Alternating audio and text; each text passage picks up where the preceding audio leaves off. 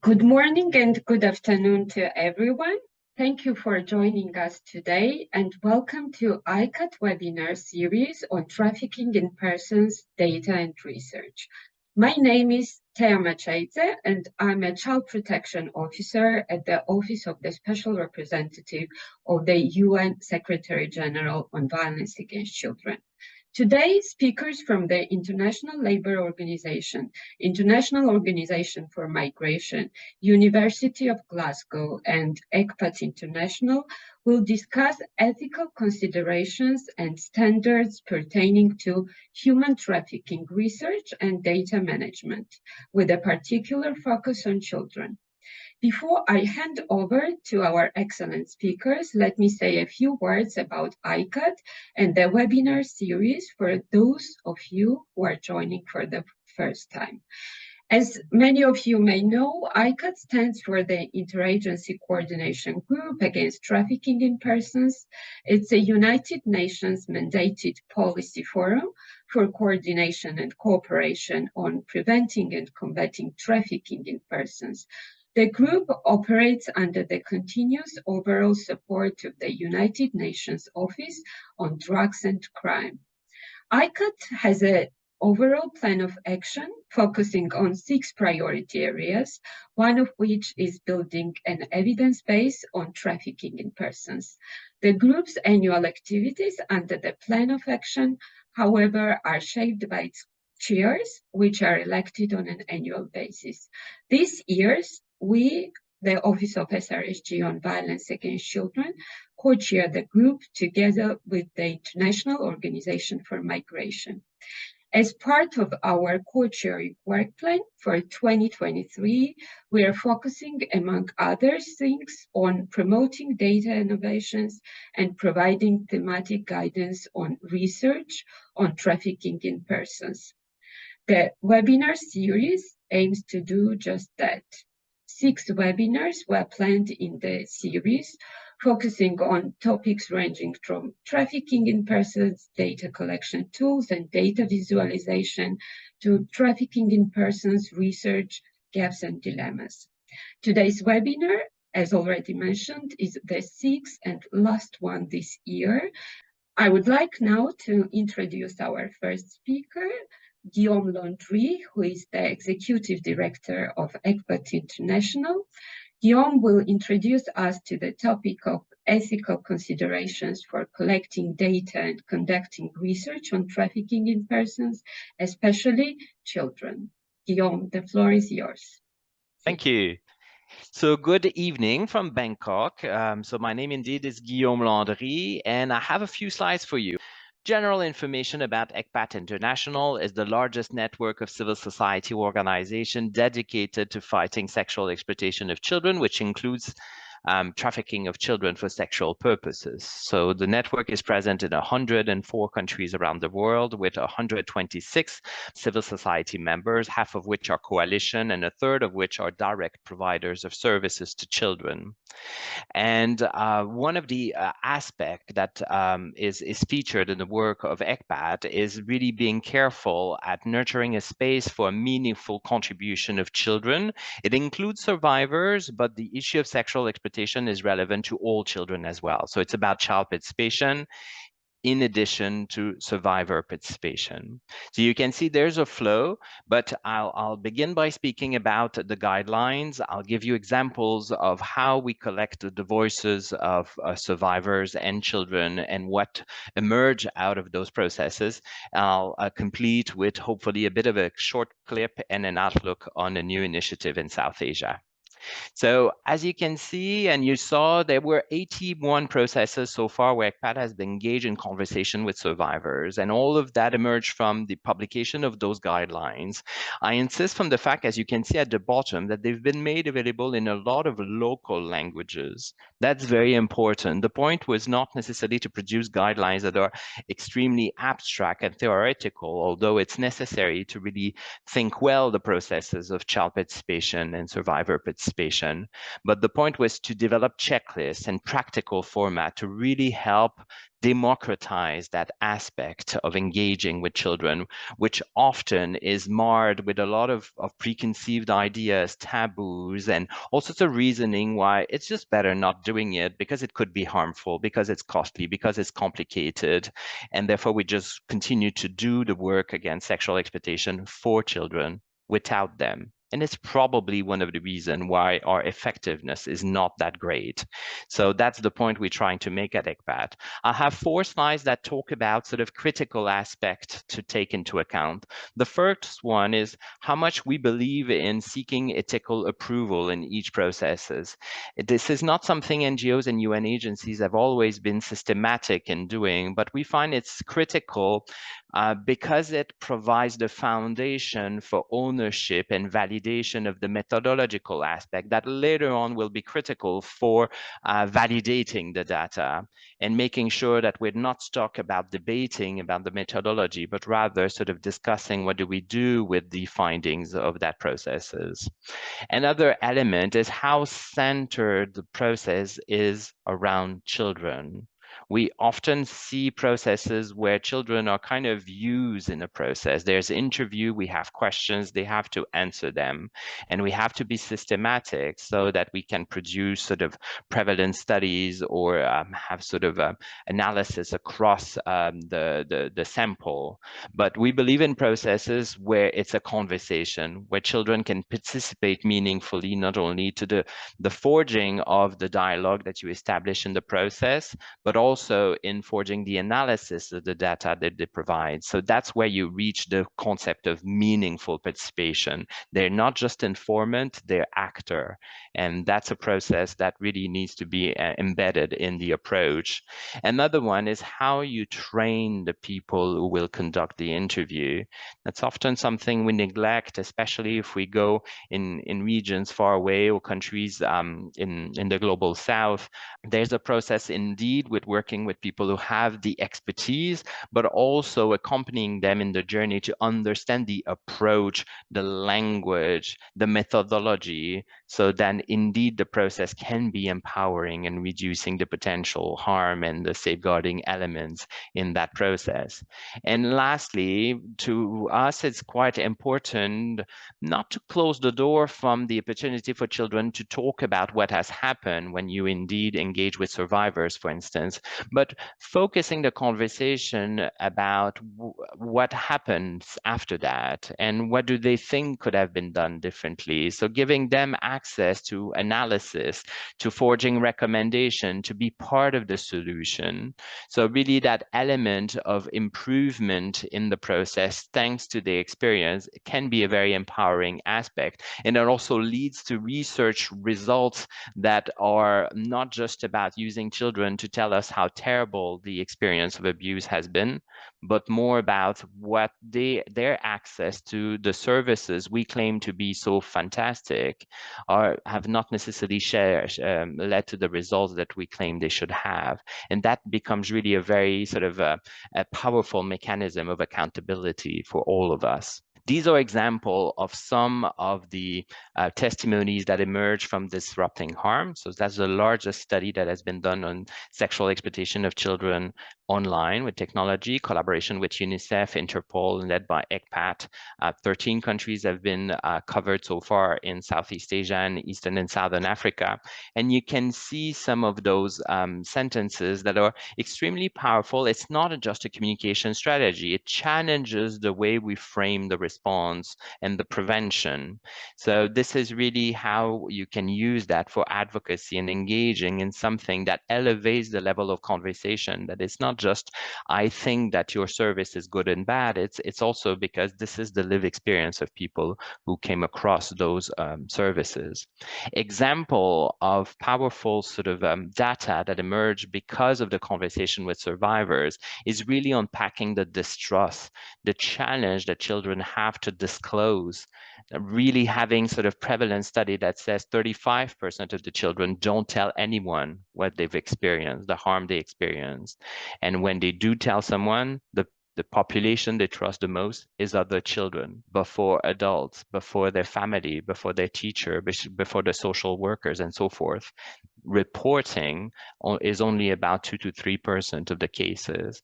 So it's an important triangulation to engage children, because the data from the government or the database from the police, the social workforce, so forth, will talk about the 2 to 3% of the cases that are reaching the reporting.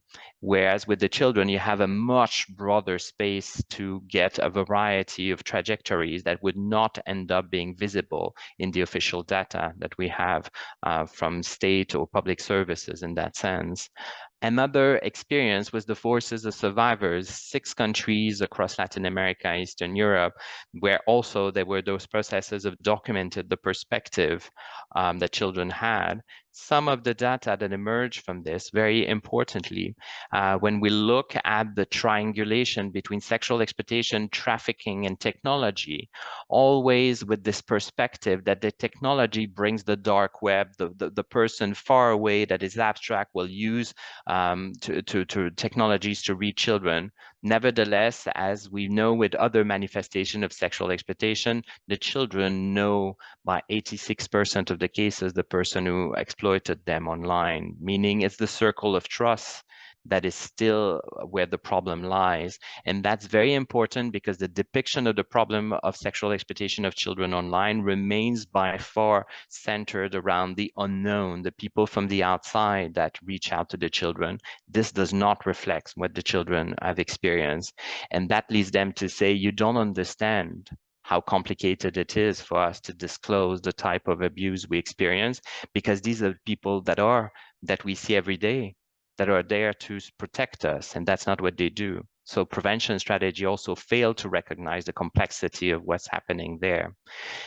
Another aspect is when you interact with children, the gender perspective, how much boys are among the prevalence studies. The data from Disrupting Harm are showing there's not quite a big difference between boys and girls, meaning, in other words, that you have a high level of boys that are experiencing sexual or serious harm online, and they're not necessarily on our radar. And it means that globally, we largely fail boys. When we mean approaches that are gender sensitive, we do recognize how much girls are the primary victims of this. And there's a fundamental gender dimension to that. Nevertheless, we neglect how much boys are also exposed to the problem and how the services are completely unadapted to their specific trajectories. These are more experiences or testimonies that comes. This is not to brag about ECPAT, it's just to say how important it is to go back to the children and give them access to the results of the study, to show that their testimonies have been used in being able to build an argumentation, to validate that argumentation with them, so that we can also bring closure to the process that's also oftentimes neglected, and how it is important for the children to hear back, to see what has happened because of the contribution that they made. You have more experiences here with some of the countries where we had a Global Boy Initiative that included reaching out to testimonies from practitioners as well as boys in some of the countries. There were 10 countries that were covered, but these are 3 of them. And here is a short video.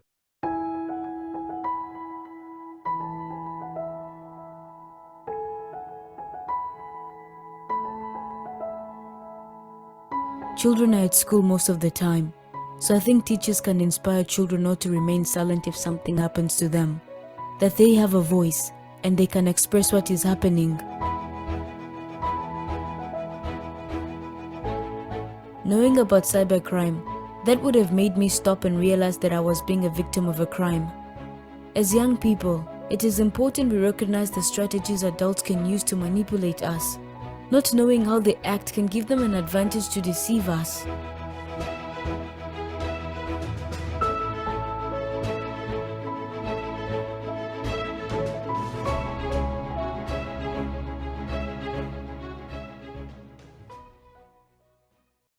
So yes, and I think what we see in the value of meaningfully engaging with children is how much they can influence the way we structure, we depict the problem, we conceive prevention and response strategies, and how much it affects the effectiveness of those elements. However good our intentions are, the realities and the conjuncture in which the children experience those harms is really different from what we understand. We are in a generational gap in the realities of how children use technologies and experience sexual exploitation.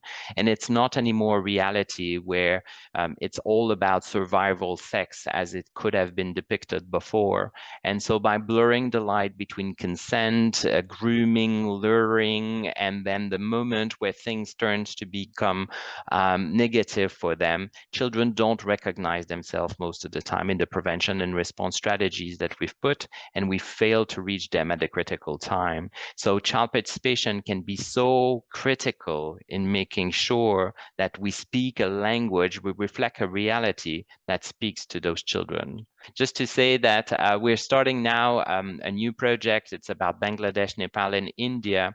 And this is an opportunity for us to apply a similar methodology, but this time sort of further integrating the idea that not only you do come to the space where you have conversation with children and with survivors, but directly in the project where you have that audience with the social workers, with the police, with the justice personnel, with the authorities, where directly this will be effectively used when it is time to review the trajectories, the referral pathways, the designing of the services. So it's an important aspect of being able to bring inside the same initiative the voices of children and the effect that it has in the designing of services, and making sure that the participation as children is not just about their voices, but it's also about influencing the conception of those services. So that should be concluded in 2 years of time in that example. So thank you very much for your attention.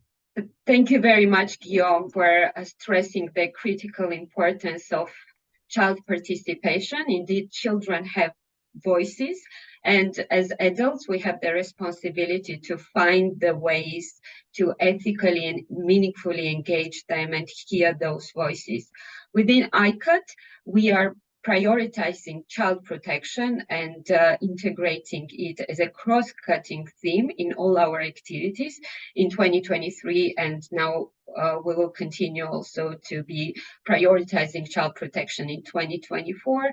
And as part of our work plan, we're working on the issue brief on survivor inclusion, and those important points that you highlighted would definitely inform the development of the guidance on ethical child survivor inclusion. So thank you very much, and success with your new project and new research. We move now to our second speaker, Gabriela Brelia, who is a project technical officer with the ILO Research and Evaluation Unit. She will present the new child labor research ethical standards developed by her organization. Gabriela, the floor is yours. Thank you very much. Hello, everyone. I'll start by the rationale. As Tia mentioned, we recently developed some guidelines for researching child labor.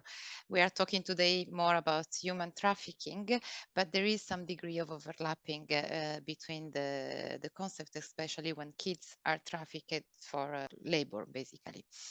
What is the background of our effort for developing guidelines for research in child labor? Is that working children may face difficult situations, meaning that maybe they work in a prohibited sector by the law and eventually they lie about their age. They might not have their legal status. This is quite frequent when we are dealing with the migrant children. Or there are cases when the IDs are taken from the employer. They might feel vulnerable, especially when working away from their family, or because they work in isolated conditions. Children in hazardous work may even face injuries or sicknesses and requiring immediate intervention.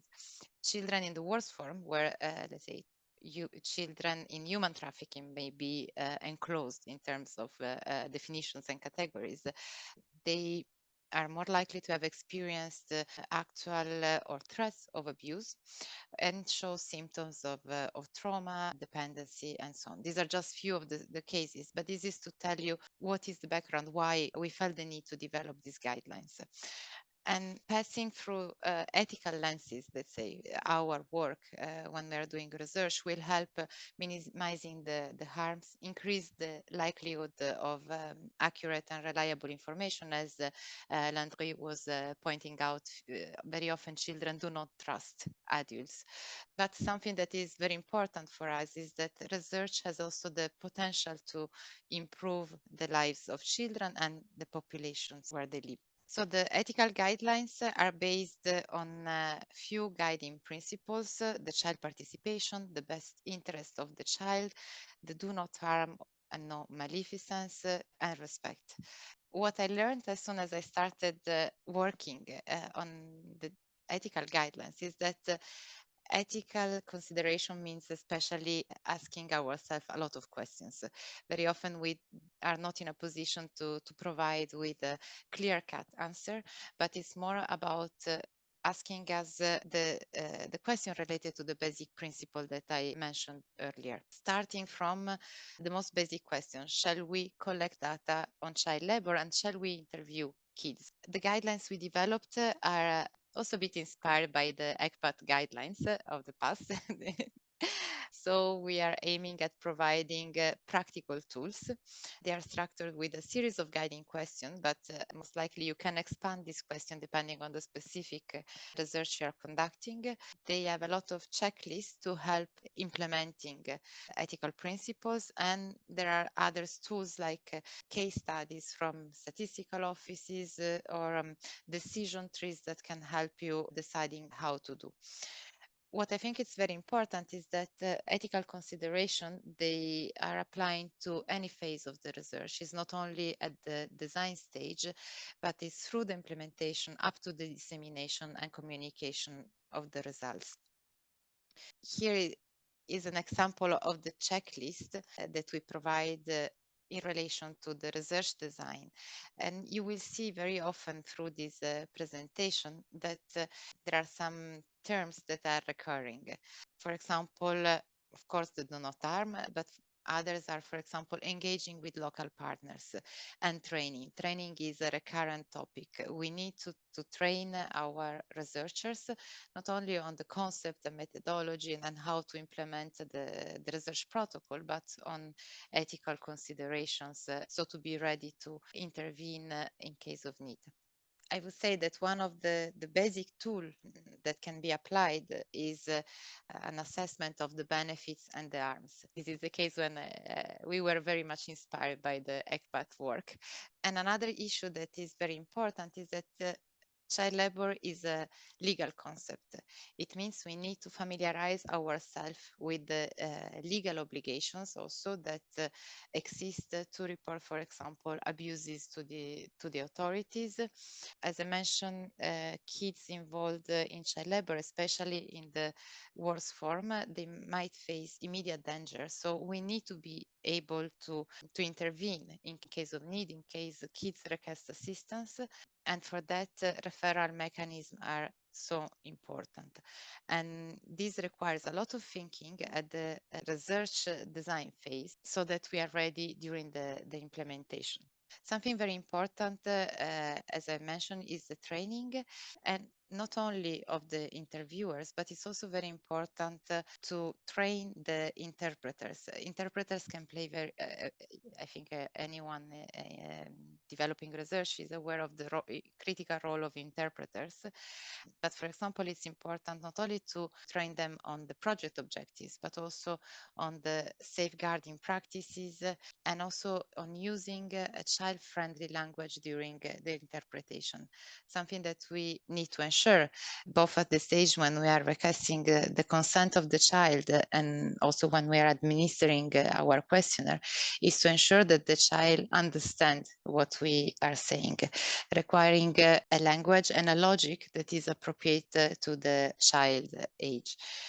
it's very important that, as we said, we respect the child. So it becomes also important to acknowledge that the child can stop the interview at any moment. This applies also to adults, but it's even more important when we are talking about children.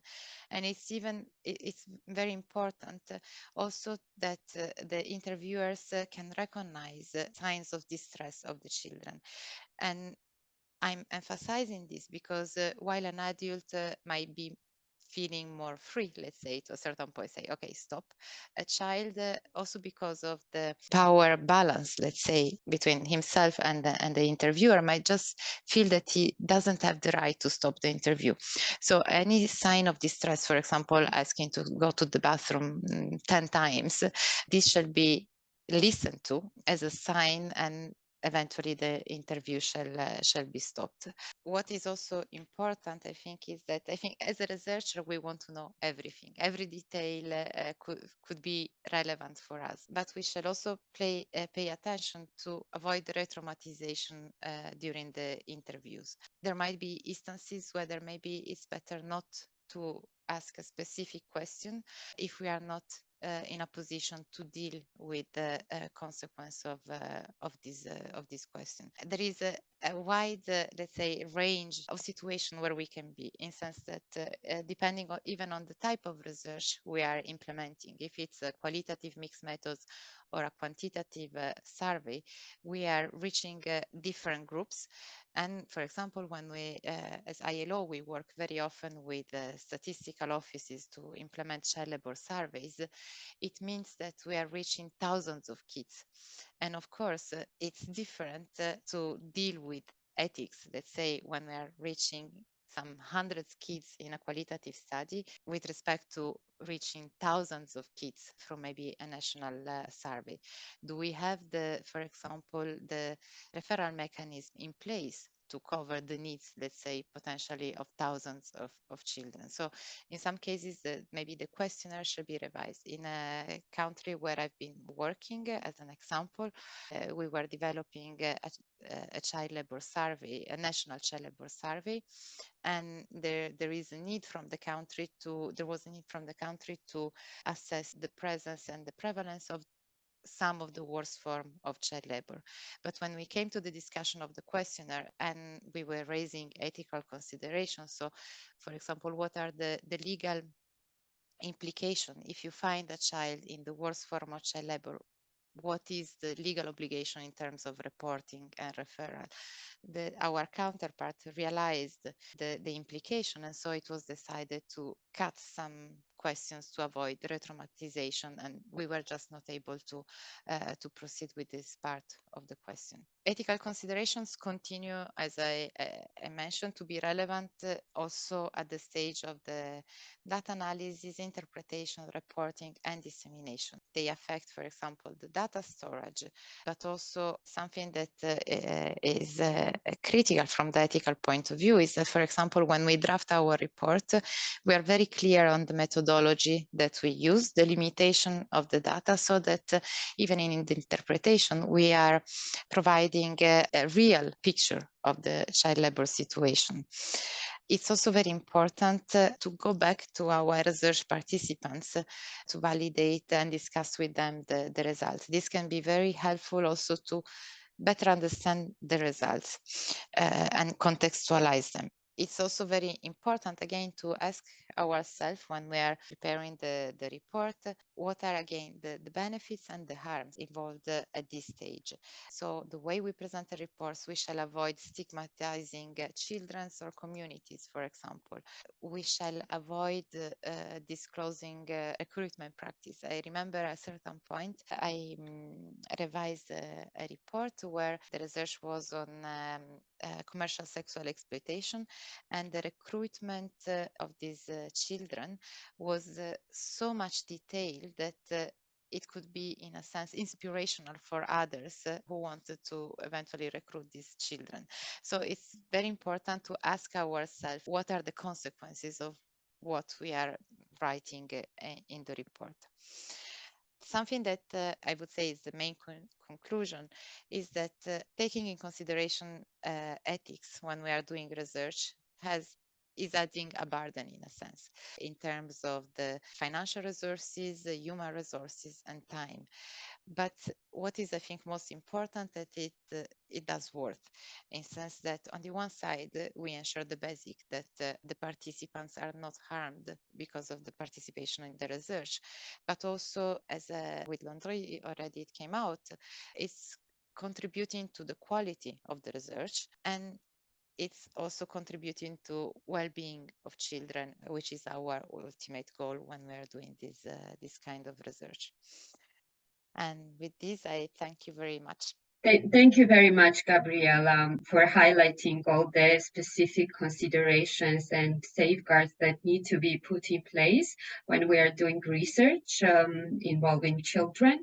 And I note from your presentation that these ethical guidelines are relevant for the full cycle and all stages of research, starting from data collection up until data analysis as well as dissemination, and they can indeed influence the prevention strategies and our responses. So thank you very much once again for your interesting presentation. We now turn to our third speaker, Dr. Hiab Johannes, who is a research associate with the University of Glasgow School of Education. Dr. Hiab, the floor is yours. Thank you, Thea, and thank you, everyone. And hello, everyone. Yeah, I am a researcher, so I am not involved directly with service provision related to this subject, but I conduct research with people from the background of victims of trafficking and survivors. So I am going to reflect a little bit about some of the reflections or initial findings that I find from my research. First, data is understood as unprocessed raw information about a particular thing or being, and is gathered to establish evidence about the subject or object in question. This process of gathering data is applied to obtain evidence about the realities of victims of trafficking, including children. Now, let me raise a few points about the ethics of this process. First, the lived experience of victims and survivors of trafficking cannot be reduced to data. Their lived experience is an open wound, a profound injury to human dignity. An open wound must, first and foremost, be healed before it is subjected to evidence gathering. The only evidence that needs to be gathered is the evidence needed for healing the physical, emotional, and psychological wounds of the victims and survivors. Second, any process of evidence gathering involving victims and survivors of trafficking must not reduce victimized persons to mere victims or even identifiable numbers such as file numbers or others. These persons are human beings with dignity and aspirations, and they must be treated as such. Forms of data gathering designed to establish victimhood must not lose sight of the victim's humanity. Third, data gathering for the purpose of investigating and establishing crimes of trafficking cannot solely rely on lived experiences of victims or survivors of trafficking. The root causes of trafficking are the perpetrators, the systems, and the conditions that allow it to become an endemic crime. Therefore, victims of trafficking must be protected from re-traumatization in bureaucratic, criminal, and legal procedures.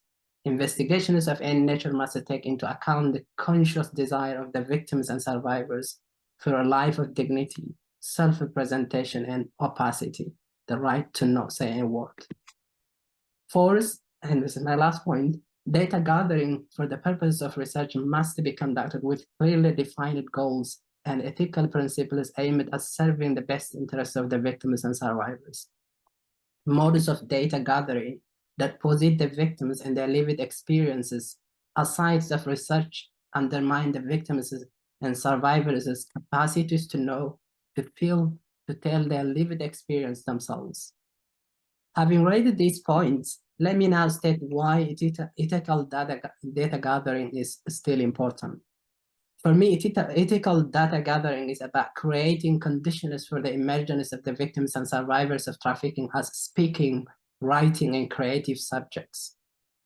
Such ethical gathering is essential to, 1, understand the generative factors causing the endemic crime of trafficking. For example, the global structures of inequality, including the inherently colonial logics of bordering and ordering of societies.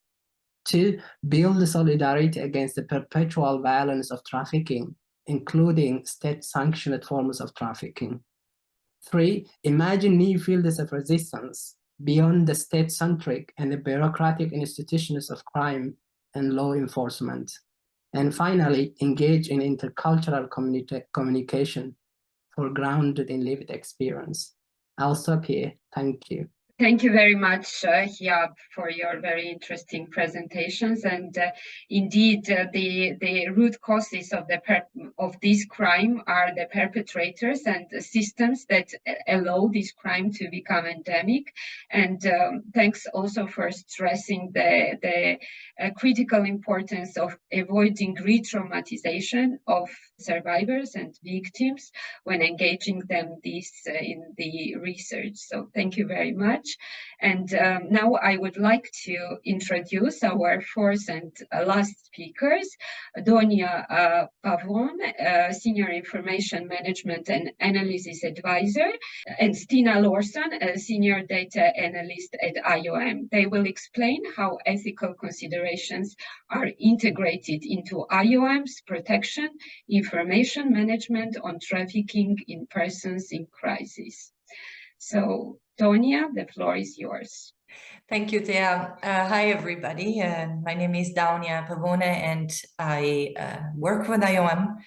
What I wanted to talk to you about today is very much what Maria Gabriella and others have been talking or hinting to, from an information management and protection information management perspective.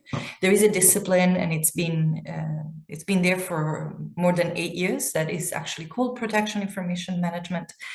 And we have, as an international community, a lot of guidance and a lot of material that is available to better collect and manage and use data of a sensitive nature.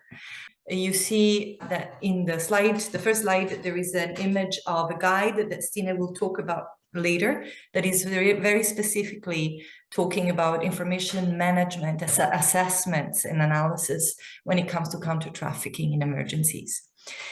We have essential tools. We have principles that are quite well defined, and they are principles linked to data responsibility and protection information management. They're nothing new. They come from other frameworks. You will recognize some when I present you some. We also have a process. It's an interagency agreed process that we all should be using. And using a process has some benefits, a lot of benefits. Not using the process creates more harm and hinders the collection and use of useful and usable data.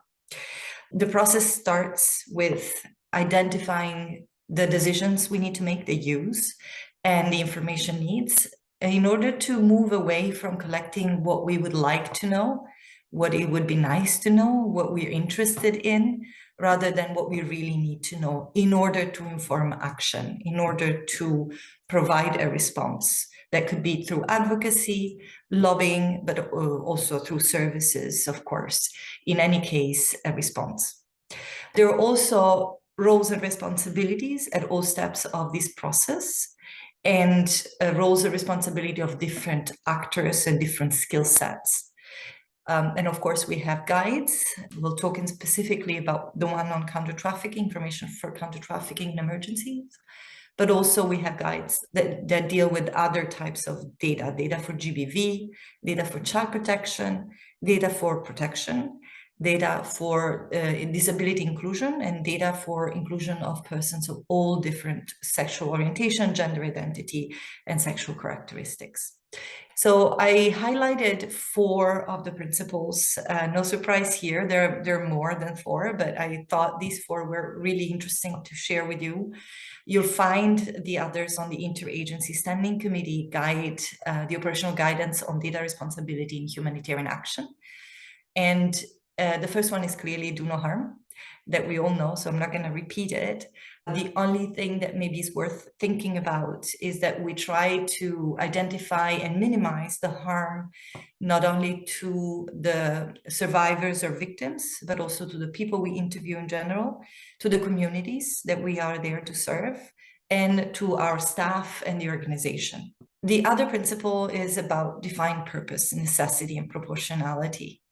And defined purpose is what I mentioned before. Every data point that we collect, every question we ask, must be linked to a specific purpose.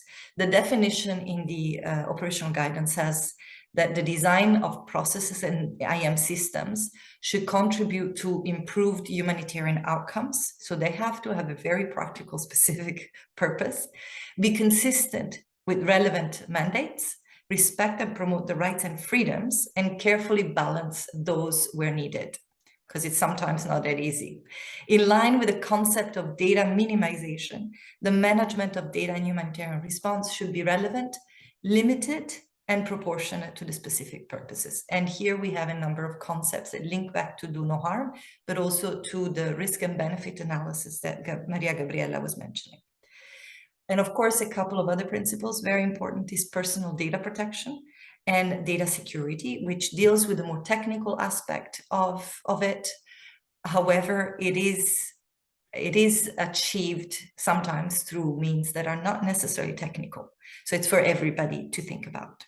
You have the link in the slide to the Interagency Standing Committee Guide. The ethical considerations, or we can call them principles in this case, apply to all the steps of the information management, analysis, and assessment continuum cycle, data life cycle, when we collect, when we store, when we share, and when we analyze and use the data. So I wanted to share with you with this very simple tool that we use in order to identify if and how we're doing harm throughout the data cycle, but to the different groups that I mentioned before, the people asking the questions, the people responding to the questions, displaced community, other communities, the organization, the staff, and so on. We have different examples that I could get into later, but one very relevant example is an example when we try to collect data, and by doing that, we create harm to the people that respond to our questions. And this is something that we have seen a lot in the field when people ask questions about violence, and sometimes even specifically about gender-based violence or trafficking during a movement of population, which is a very, very sensitive moment. And it's very problematic to ask those questions for many reasons. Re-traumatization is one, as mentioned before, but sometimes let's not forget that people on the move are still with traffickers or with the perpetrators of other crimes and other violence. So it's very important to remember to go through this, call it do no harm analysis, remembering all the different aspects of it. But as Stina will go through, clicking a little bit more, you'll see that there are other cases in which you have harm done by sharing or sharing in the wrong way the data, without anonymizing them, for example, without aggregating them. But then also when we store data in a way that is not efficient, and therefore we put people at risk. And then lastly, when we analyze data without really understanding the context, and I think our previous speakers have mentioned that already, that create harm to either the communities, but also sometimes to the organizations themselves. There is also one thing I wanted to highlight before I hand over to Stine. Risks. There is risk also in not sharing. When you do a humanitarian or generally an assessment, a needs assessment, not sharing the data you have in a safe way can also mean harm for the population and for the people that need our help. It will slow down the response because other people will have to do a new assessment in order to respond, while they could use the information we can provide. It will expose more people to risk when they go and collect information, and they will waste public money that could otherwise be used to provide assistance rather than collect information. It also terribly frustrates the communities that keep on receiving questionnaires without getting any assistance. Over to you, Stina. Thank you, Danya. Yeah, and on the last point, I think it's important to emphasize that it can also create a lack of trust in our ability to actually provide assistance if we're not careful and if we're not ensuring that we're not asking the same questions over and over again. So Danya already pointed to the process. This is a shared process, or should be shared amongst all humanitarian organizations. It basically outlines the different phases, the different things that we should pay attention to and that we should be aware of. And again, the starting point should be the defined purpose. As researchers, we have a tendency to want all the data, all the information, but particularly in emergency situations, but also more generally when we work with victims of trafficking or other vulnerable populations, it's important to think about only collecting the minimum data that we need because we do not want to do any kind of harm. It's also important to consider the methodology that we're using. Are we using the correct or the right methodology for the type of questions that we're asking or the kind of information that we need? What would be the best way to go about it? And that might also have something to do with access and resources. In the data collection phase, we need to make sure that we've trained our enumerators properly to be sensitive to the issues at hand. This has already been mentioned by a number of the distinguished speakers today. This is quite frequently an issue, and one of the things that we tend to emphasize is also the need for referral pathways, i.e. if we're not going to look for specific information. We're not trying in the information gathering process. We're not trying to identify victims or survivors. We're trying to gather information, but that also means that there might be what we tend to refer to as incidents, disclosures. And when those are made, we need to make sure that enumerators are properly trained to deal with those and that there are mechanisms in place, because we are not expecting enumerators to be the ones providing the assistance. That also means that we have to be careful about the questions that we ask. If we're not in a position to actually offer assistance and follow up, then we should be very careful about the questions that we ask. In the data processing and analysis phase, this basically just refers to how we analyze data and how we process it. And it's important to note that we can also do harm in the way that we analyze data. One example would be that if we are aware that a particular ethnic group or religious group or racial group tend to be stigmatized because of their assumed participation in sex work, for instance, then presenting data to basically back up that claim might be highly problematic and might lead to additional stigmatization of that group. And then finally, their joint analysis, and that kind of goes back to what Danya was saying about we need to share data, even if it can potentially, we need to be careful how we share it, because quite frequently we can get a much better picture of what's happening and how we can assist and what assistance is needed through actually combining data and using different data sources. So in general, our guidelines is that we do not ask if somebody is being or has been trafficked directly in surveys. Our colleagues who work in assistance do ask these kind of questions, but they do them as part of an assistance process.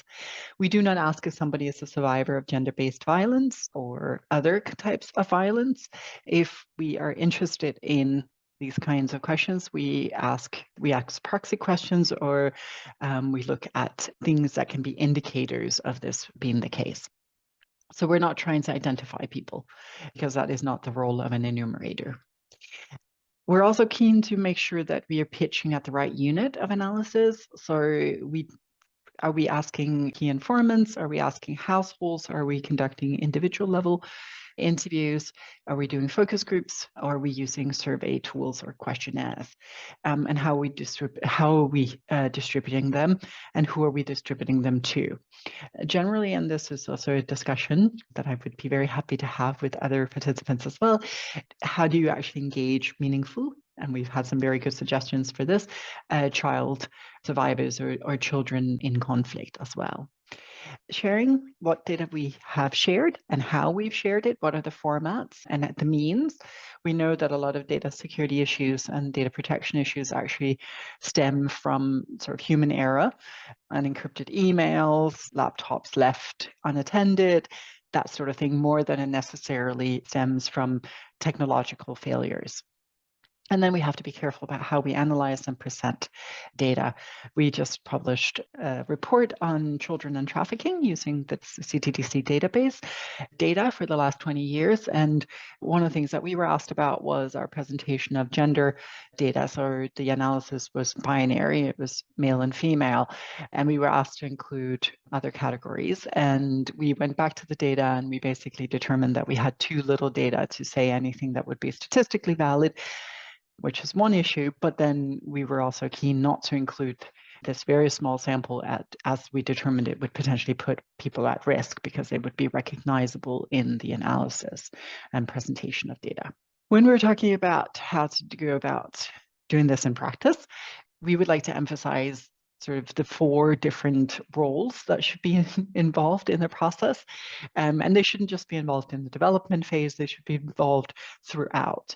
They don't have to be different people. Sometimes you have IM data experts and subject matter experts that are one and the same person, but it's just worth taking into consideration the use of data experts or IM experts, subject matter experts, cultural and context experts, and then decision makers. Because as you can see how the sort of Venn diagram works, you're going to lack something if you do not combine these 4 expertises. If you don't have a decision maker, it's going to be hard to actually do anything with the information that you've collected. If you lack context and cultural expertise, you're going to have a lack of cultural understanding. What would be an appropriate way of approaching and collecting data, for instance? What would be an appropriate way of disseminating the information, etc. If you lack subject matter experts, you have a lack of sectorial understanding, what is actually the issue. And if you lack your IM or data experts, then you're going to have a lack of evidence. If you combine these 4 set of skills, it's a very good starting point from our perspective. This is the sort of what that looks like in practice. So when it comes to defining the purpose, it would be relevant to involve subject matter experts and decision makers. For information needs, subject matter expert, decision makers, and information management. And you can sort of follow through on the rest of it on your own. But just to make clear that these 4 different roles play a part in the different parts of the data lifecycle, and that they are maybe not equally important, but should all be part of the discussion.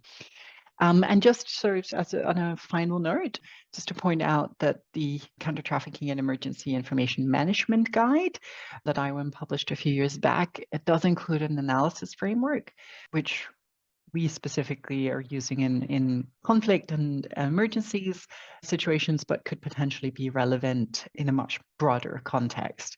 So this is using a socio-ecological model looking at 4 levels of information gathering. So the structural level, the community level, the household or family level, and then the individual level. And we recognize that a lot of data is currently being collected at the individual level. And then it's basically talking about how does the act, means, and purpose, what do they look like at these different levels? And it's of course important to point out that when we're talking about these different levels, we're not just looking at vulnerabilities, we're also looking at potentially factors contributing to resilience or survival. And one of the things I would like you to think about, not necessarily right now, because I think we're running out of time, would be the differences in a non-emergency situation. And just to point out that we have a number of resources available for you. There's the toolkits, the publications, and we have also founded a network, field support network, that you can write on this address. I will stop talking now.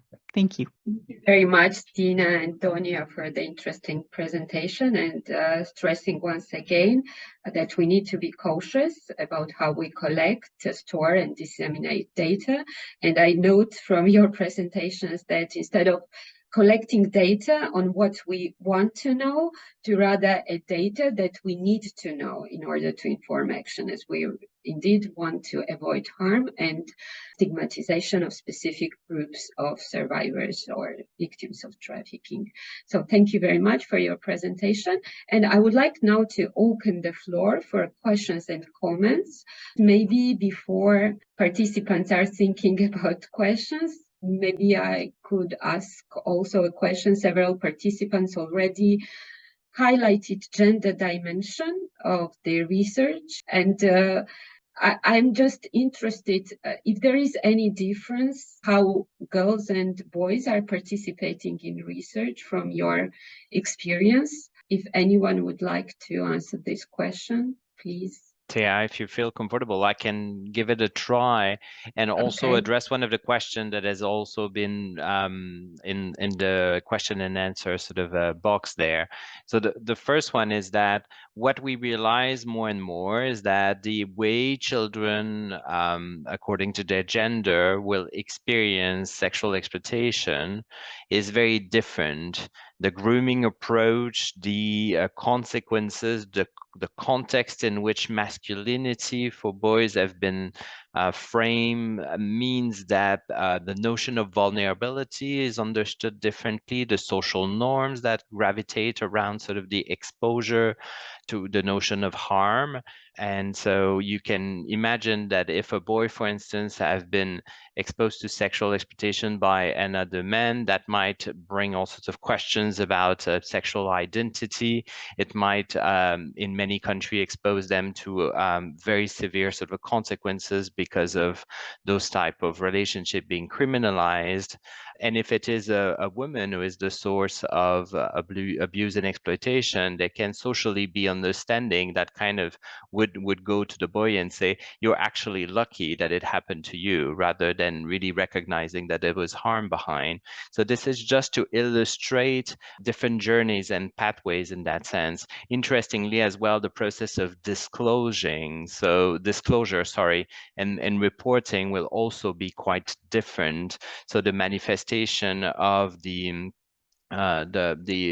negative experience and the propension to be able to share what happened will come through a different kind of language, body language, different use of words, the process of time, the process of trust, the way this needs to be acknowledged is really interestingly quite different. So that is important to understand when undertaking processes of participation and being open, as it was rightly said, that disclosure might come even though it's not necessarily research that is about survivors.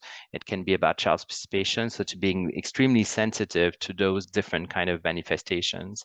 And if I may, the other question that was asked is this two-step process. For us, it's very important for ICAT that if it is a matter of looking at volume or expediting a process just to make sure that it's difficult, we just need to be efficient, we're limited in time and resources, then it's all the question of the principle that the colleagues have so well articulated of the do no harm principle. So just the notion of being able to prepare the meeting and have a pre-session that might not necessarily need to be sort of a long and in person and so distant from the other one, but just this notion that the participation of a child in a research, in a methodology, is a process rather than an event. And so that's really important to be able to frame that in the methodology and that understanding, and to adjust the approach rather than compromising in a process that is just about expediting the methodology to get rapidly data. So that has been the experience of ICAT there. Thank you very much, Guillaume, for answering the question. And we have several interesting questions in the chat. So I would like to perhaps try to pose those questions. There is a growing practice in conducting research on human trafficking in the UK, where survivors of trafficking are directly involved in data collections as peer researchers. Do speakers have examples of such practice they could share, and the potential challenges and benefits of such approaches? Thank you for that great question. I am from the UK. I am based in the UK, and my background is also I was a refugee, and I also survived trafficking crimes several times as well. And I'm now a researcher, and I did my PhD a long time ago. No, not a long time ago, it's more than 2 years ago, which is a long time for me because I have been only for 7 years here in the UK. So I think one of the things that I tried to observe in my research when I was conducting my PhD was how to involve victims and survivors of trafficking in the process of research. So one of the things that I did was try to recruit peer kind of supervisors who are survivors of trafficking, who are just people who are participating in the research, but also supervising the content, the meanings that I'm producing out of this research, in addition to some supervision from the university, basically. So for me, what's important is trying to work with them. I have mentioned this kind of the creation of spaces, safe spaces for these people, for survivors and victims of trafficking, to emerge as writing, thinking, and creating subjects. That is very important to me in my research. And yeah, and as suggested here in the question, there are growing kind of initiatives that involve lots of people with lived experience backgrounds, mainly victims of and survivors of trafficking. But this is mainly in the research sector. And I would like those things also to happen in the charity sector, for example, or the health sector, or even international organizations, where the researchers themselves are the victims of survivors, who they are the best experts of this kind of crimes and the lived experiences and doing research. It might need some kind of training or any kind of support with lots of other logistical efforts, but they also are very good in doing this research because they have a lived experience, but also an insider knowledge of what happens and how things happen and all the process that we were talking about. And some of the barriers to involving lots of many survivors of trafficking that I have seen in my research is also one of them is language barrier, where most of the research is conducted in one of the main languages, whether it's English, French, or this big Eurocentric kind of linguistic repertoires. And that to me was really difficult. We needed to conduct research in multilingual kind of settings, environments, and also intercultural settings with intercultural congruency, trauma-informed approaches, and so many other kind of supporting mechanisms to allow these people to speak in a language they are fluent in. Thank you very much, Yab, and we'll perhaps try to answer the last question. And there is the principle of non-refoulement in the context of migration, which our organization has to respect, and they have forms asking directly to the migrant if they are a survivor of GBV. Where do we draw the line between not wanting to re-traumatize the migrant and also wanting to ensure that we don't return them to a country where they are at risk? I think we can avoid re-traumatization, paying attention to the question itself, in a sense, how we are coming to how we are assessing that someone is a survivor of GBV. And moreover, I would say that in general, any tool for data collection shall be pilot tested when we are dealing with sensitive topics such as gender-based violence. Then this is even more important. So I would say that, for example, using indirect questions instead of a straightforward one, this could be of help. And also remember what we were saying about providing training to the interviewer about how to face distress and trauma during the interview. If I may say a few words to that, I think, as I have mentioned it in my brief discussion earlier, state-sanctioned forms of trafficking. When the states are deliberately sending people back to where they come from, it is not just a re-traumatization, it is re-victimization. To me, that is a form of state trafficking, when the state is grabbing undocumented people with no papers or anything, and taking them to other places where they can be contained in spaces that are detention-like, in spaces that are impoverished.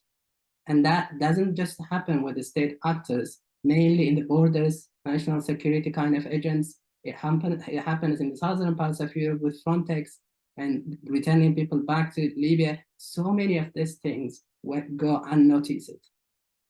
And this is what I meant, state-sanctioned forms of trafficking. And these are, to me, a kind of activities akin to trafficking.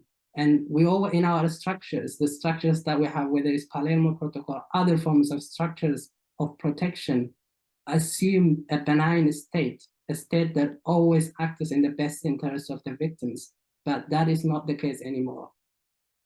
Thank you very much, Hiab, for pointing also that there is a very fine line between re-traumatization and re-victimization of people, and that will always need to be guided by the best interests of survivors and victims when conducting research.